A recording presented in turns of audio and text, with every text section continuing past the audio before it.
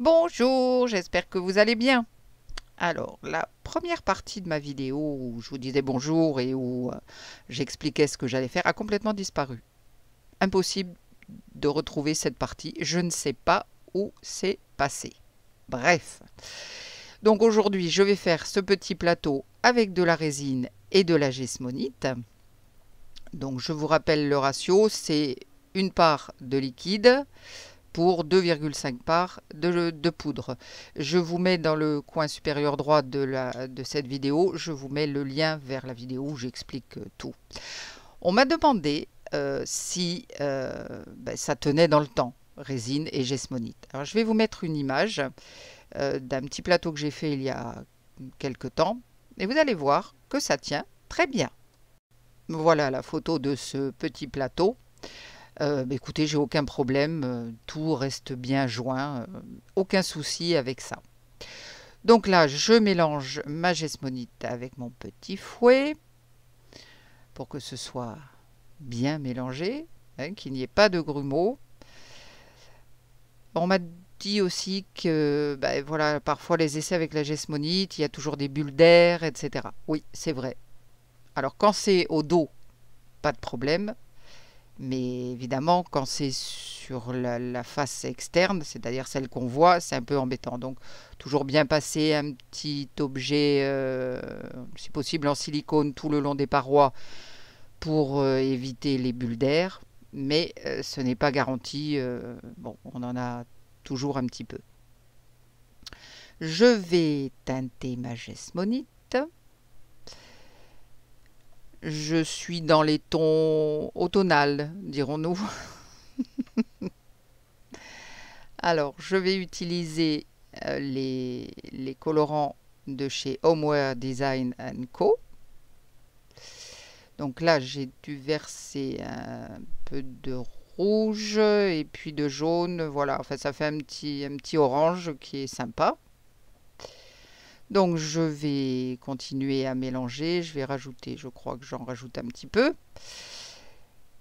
Et puis, on va voir ce que ça donne. Voilà ma couleur, donc du rouge, du jaune. Et puis maintenant pour ma résine, eh bien je vais la teinter avec des poudres de mica. Et là, c'est une grosse erreur. Vous verrez pourquoi tout à l'heure. Donc pareil, hein, je mélange de la poudre de mica. Je vous mettrai les couleurs que j'ai utilisées. Mais bon, j'aurais pas dû utiliser la poudre de mica. Donc maintenant je vais rajouter un petit peu de rouge, après le orange. Enfin c'est un jaune quelque chose, je me rappelle plus. Mais bon, voilà, c'est... J'aurais pas dû utiliser les poudres de mica. J'en ai pas mis beaucoup. J'ai obtenu une jolie couleur qui me plaisait bien, mais c'est une couleur qui est opaque, puisque c'est avec les poudres de mica. Donc là, j'ai fait une boulette.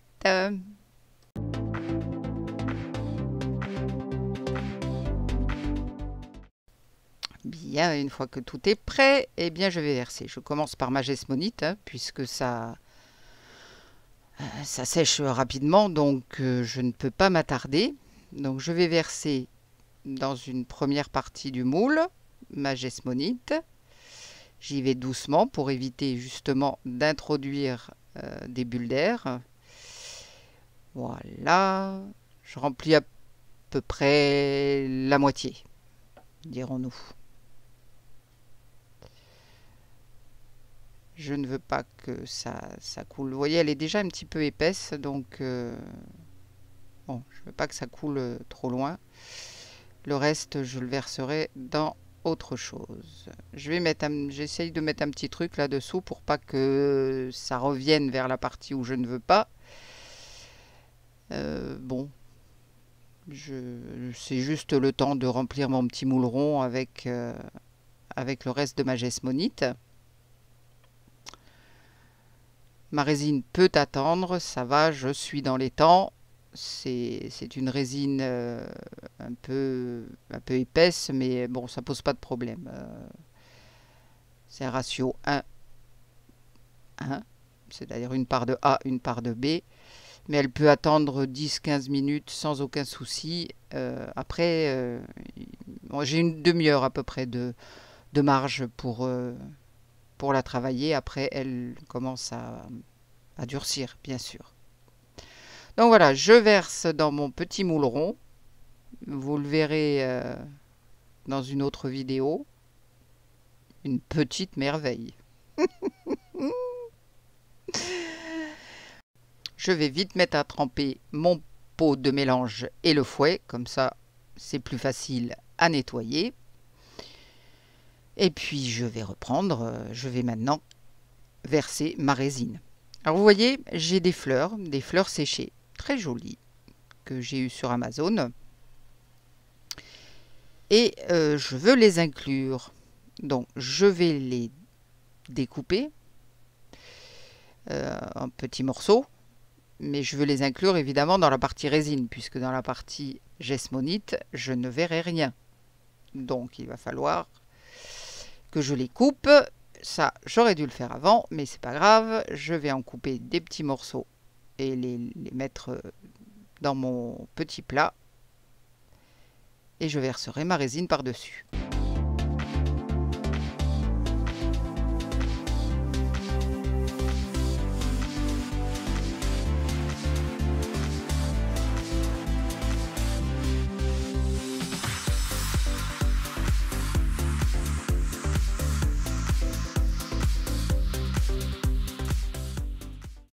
Ma caméra s'est arrêtée. Elle s'arrête de temps en temps comme ça. Bon, c'est pas grave, hein, j'ai versé la résine par-dessus. Donc là, évidemment, les fleurs séchées, c'est très léger. Et ça remonte. Et ça, c'est l'arrière de mon moule. Donc ça va pas. Et puis, c'est là où je m'aperçois que je n'aurais pas dû utiliser de la poudre de mica, mais plutôt des encres pour obtenir quelque chose de transparent. Parce que là, mes fleurs, on va pas les voir, on va les voir au dos. Donc je vais m'acharner pendant un certain temps, voire un temps certain, à les repousser jusqu'à ce que, en gros, ma résine, comment dire, que ma résine vraiment épaississe et que je ne puisse plus la travailler au risque de faire une espèce de gros blob. Donc voilà, je vais accélérer tout ça, mais je m'en veux beaucoup parce que j'ai pas réfléchi. Vraiment, c'est idiot d'avoir fait comme ça. Ou alors j'aurais dû prendre un moule d'une autre forme. Enfin bon, bref, c'est fait, on va aller jusqu'au bout. Je verse le reste de résine dans mon petit rond là, bizarroïde. Il va être très bizarre, vous allez voir. Et puis voilà, je vais essayer de repousser le plus possible mes fleurs et je vais le faire un certain nombre de fois. Je ne vais pas vous infliger toute cette partie parce que ça ne présente aucun intérêt. Je complète mon moule, j'appuie sur les fleurs. Donc on se retrouve pour le démoulage. Voilà, c'est sec, du moins au toucher. Alors bien sûr, mes fleurs sont toutes au fond du moule. Enfin au fond, oui, c'est le fond, ce qui n'apparaîtra pas à la surface. Donc elles sont toutes là. Et puis, comme je vous l'ai dit, je regrette vraiment d'avoir utilisé les poudres de mica parce que c'est beaucoup trop opaque, même si j'en ai mis très peu. Bon, allez, voyons, démoulons. Alors, c'est encore souple, hein. J'ai pas attendu 24 heures, hein. Là, c'est clair. Donc voilà, vous voyez, c'est encore un petit peu souple, ça se plie. Donc, il faut que je fasse attention. Bon, la couleur est jolie. On devine qu'il y a quelque chose au fond. Mais quoi? Bah, on voit vaguement. Ça fait nuageux au fond. Mais bon, on voit pas grand-chose, hein. Ça, c'est clair. Même sur les côtés, non, on voit rien du tout. Vous voyez, on devine qu'il y a une masse au fond. C'est un peu bizarre. Bon, c'est dommage. Alors, il va falloir que j'essaye d'améliorer ça.